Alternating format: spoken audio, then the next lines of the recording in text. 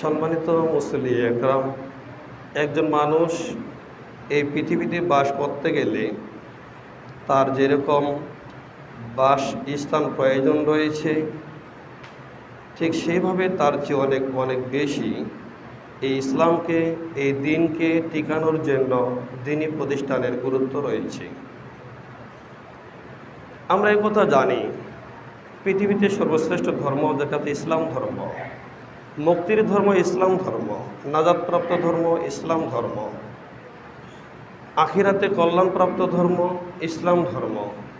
এই ইসলাম ধর্মকে টিকানোর জন্য, প্রতিষ্ঠিত করার জন্য, এই ইসলামকে রক্ষা করার জন্য অনেক অনেক অনেক দিনী প্রতিষ্ঠানের গুরুত্ব অপরিসীম। কেন?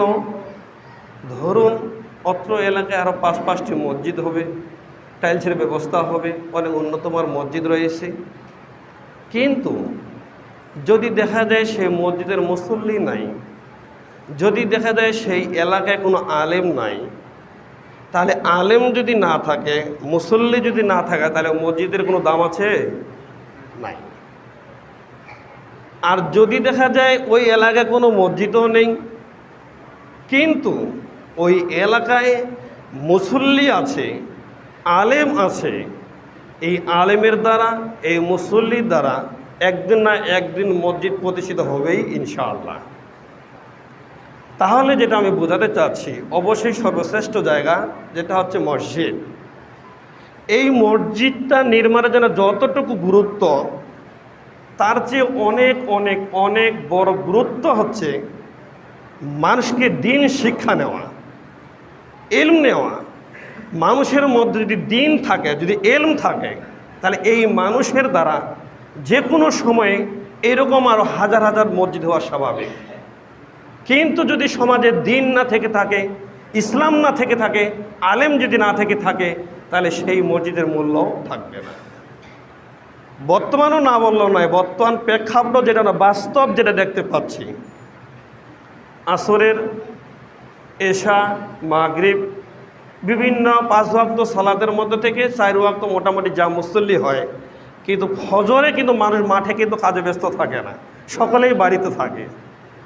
তাহলে আমি মনে করি, যদি মানুষের মধ্যে ইলম থাকতো, দিন থাকতো, প্রকৃত ইসলাম থাকতো, তাহলে আসরের সময়, জহরের সময়, মাগরিবের সময়, এশার সময় জামাতে যত মুসল্লি হওয়ার দরকার ছিল, তার চেয়ে বেশি দরকার হবে ফজরের সালাতে। কেন? কারণ জহরের সময় মানুষটা মাঠে থাকতে পারে, আসরের সময় মানুষটা কাজে ব্যস্ত থাকতে পারে, এবং মাগরিবের সময় মানুষটা বাজারে থাকতে পারে, এশার সময় মানুষটা বাজারে থাকতে পারে, তাই হয়তো জামাতে এখানে অংশগ্রহণ করতে পারেনি। কিন্তু ফজরের যখন জামাত হয়, তখন স্বাভাবিকভাবে প্রত্যেকটি মানুষই কিন্তু বাড়িতে থাকে, কি থাকে না?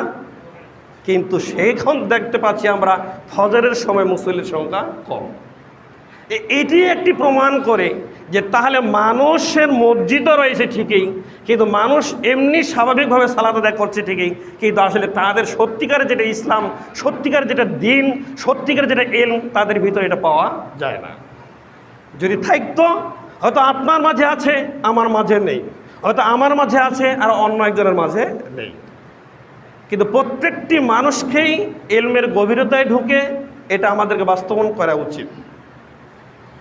সাধারণত বর্তমান গ্রীষ্মের দিন বাড়িতে আমরা খাবারগুলো নষ্ট না হওয়ার জন্য আমরা ফ্রিজ ক্রয় করেছি, যেন খাবারগুলো যেন নষ্ট না হয়, এই চিন্তা আমাদের আছে।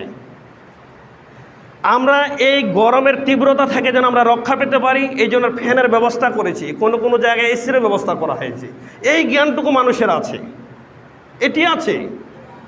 এমনকি কোনো ঝড় তুফান যেন বাড়ির কোনো ক্ষতি না করতে পারে, এই জন্য আমরা বিল্ডিং ঘর দিতেও আমরা প্রস্তুত রয়েছি, এরকমের ব্যবস্থা আমাদের আছে।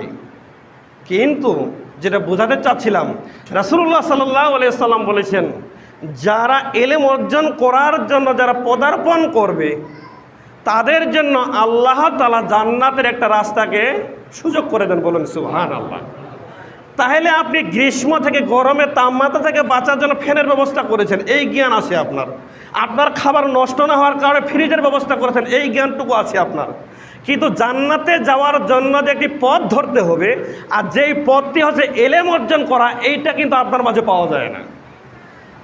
তাহলে আপনি বাস্তব দুনিয়াতে আপনি স্বাভাবিক জ্ঞানটুকুনি পাচ্ছেন, কিন্তু আখিরাতে যেটি আমাদের সঠিক আসল যেটা মূল্যায়নকর আবাসস্থল, যেটা যুগ কা যুগ কেন আজীবন মানুষ সেখানে অবস্থান করবে, যারা জাহান্নামে যাবে জাহান্নামে থাকবে, যারা জান্নাতে যাবে তারা জান্নাতে থাকবে, এই স্থায়ী চিরস্থায়ী জায়গাটার কথা ভুলে গিয়ে আমরা বাস্তব দুনিয়ার সাময়িক কিছু কাজের জন্য সুযোগ নিতে রাজি আছি, কিন্তু পরকালের জন্য রাজি নই। কেন?